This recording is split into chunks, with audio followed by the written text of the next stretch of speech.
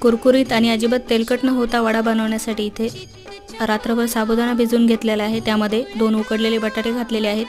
त्यानंतर मिक्सरच्या भांड्यामध्ये हिरवी मिरची आणि शेंगदाणे हे बारीक करून घेतलेले आहेत। ते आता यामध्ये छान असे मिक्स करायचे आहेत। चवीनुसार मीठ घालायचं आहे।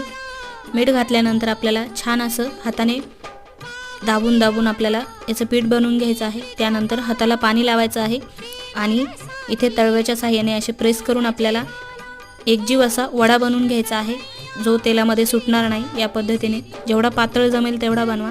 आता तेलामध्ये छान असे दोन्ही बाजूनी कुरकुरीत असे तळून घ्यायचे आहेत।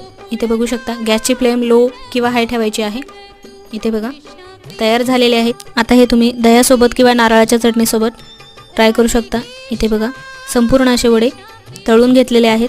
तुम्ही याचा आवाज देखील आता ऐकू शकता, अगदी कुरकुरीत झालेले आहेत। इथे बघा आवडली तर नक्की लाईक करा।